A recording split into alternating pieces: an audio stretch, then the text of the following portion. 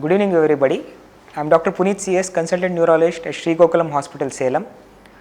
Today I will be talking on stroke rehabilitation.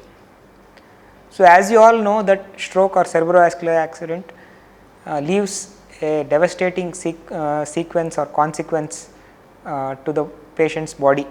It can be in the form of weakness of one side of the body called as hemiplegia, or sensory loss of one side of the body called as hemianesthesia. Patient can have weakness of one side of the face, visual blurring, they might not be able to speak, they will not be able to understand what you speak.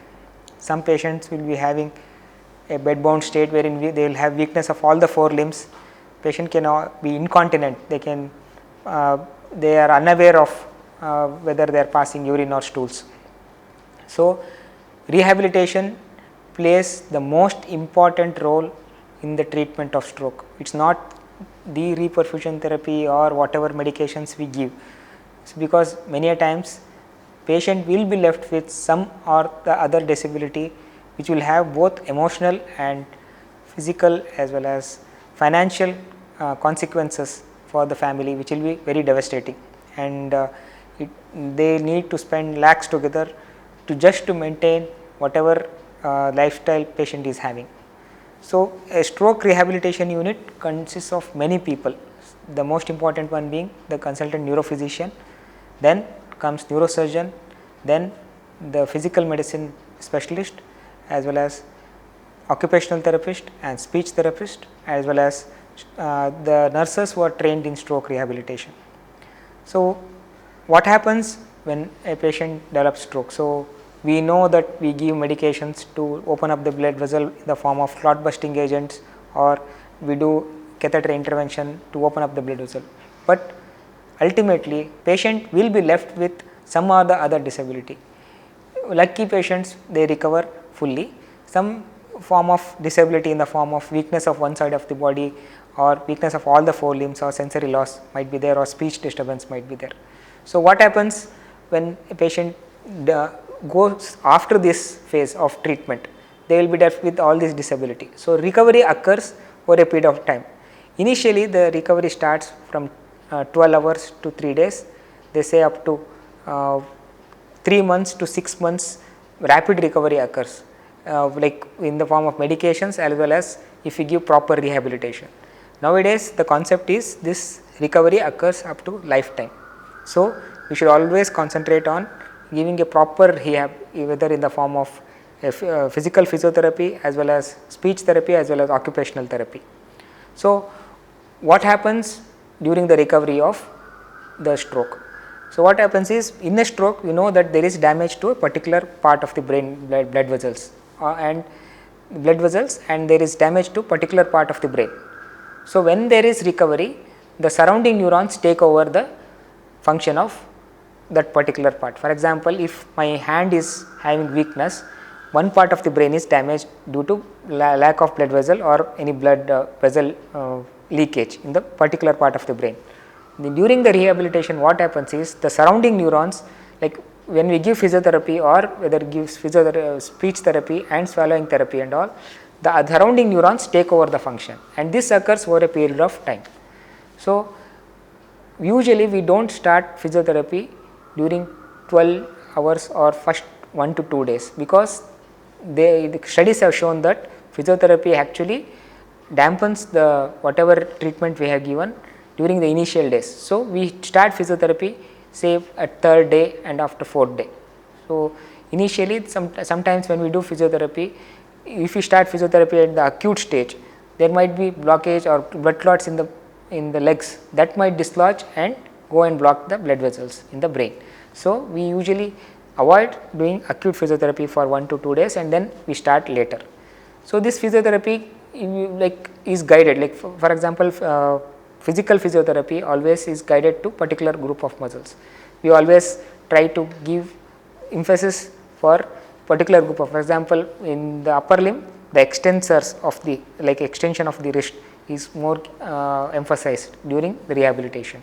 And they say that if the patient recovers upper limb function earlier, like for example if the patient recovers this function earlier, like in a a span of 10 to 15 days, the recovery, full recovery chances are very high.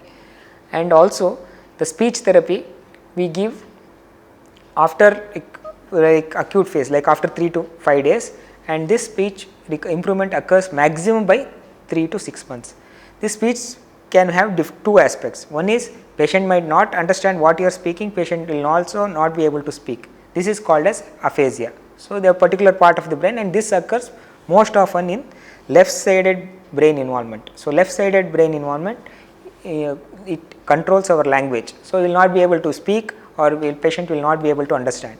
Then there is a speech abnormality known as slurring of speech. Patient is able to understand what you are speaking, patient is able to produce some sound, but there is slurred speech. This is called as dysarthria. So, the speech therapist addresses this concept where which part of the brain is involved, and then gives proper treatment in terms of showing the various stimulus and encouraging to use newspaper and various visual modality like TVs and all. Then some medications also are given for this improvement of speech. Then there is a concept known as occupational therapy. Occupational therapy, like for example, patient like with stroke, they will not be able to know, they will have hampered ability to do a fine activity. For example, holding a toothbrush. For example, patient is having weakness of one side of the body, like upper limb. Patient will lose the ability to hold the toothbrush at particular angle. The role of occupational therapist is to teach the patient to do the proper brushing, how to keep the angle and how to brush and all. So, this is one of the example I am giving.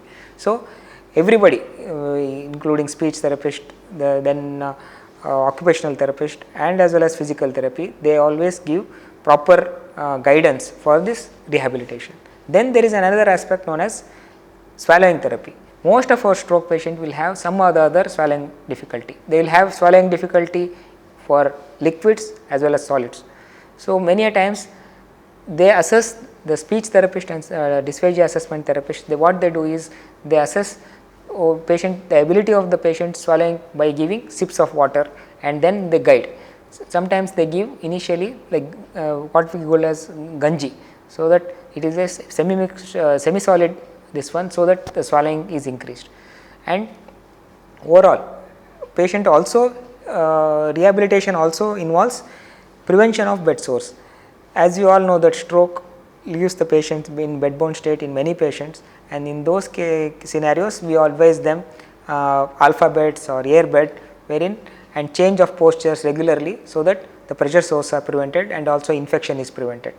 We also have some medications for preventing the complications as well as whatever the complications which occur during physiotherapy. Sometimes after the stroke, acute phase of the stroke, there is stiffness of one part of the body. In those scenario, we give medications to loosen up the particular part of muscles. Like we use a drug known as baclofen. Those are muscle relaxants which decrease the tone of the muscle and thereby increasing the functionality of the particular part of the limb. And also in very severe cases wherein the patient will have severe stiffness of one part of the body, we also give Botox injection, so that there is decrease in the stiffness altogether. Another important aspect of stroke rehabilitation is many patients in after acute stroke, they are bedbound, so their limb movement is restricted, especially from the lower legs part, like leg calf muscles. So, in those scenario, they are more prone for developing clots in the leg, which can dislodge to various part of the body and cause pulmonary embolism or blockage of the blood vessels in the brain. So, in those scenario, we use stockings as compression stockings or pneumatic compression stockings to prevent bed sore. Then the other thing is doing physical movement also. So, thereby preventing DVT. Another most important aspect of stroke prevention is quitting smoking or cessation of smoking.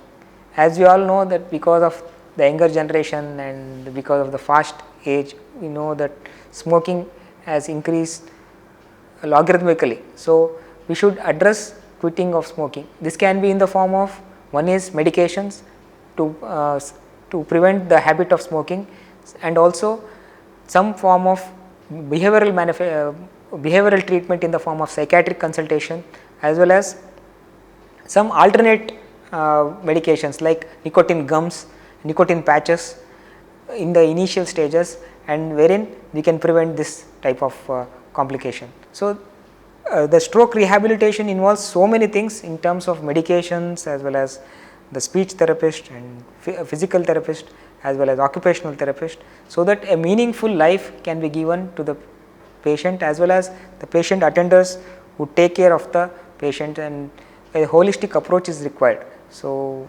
the stroke rehabilitation according to me is the most important aspect of stroke treatment. So, it is not the acute treatment or the subsequent treatment, it is more of stroke rehabilitation, and we need to address this issue in a very aggressive way. Thank you.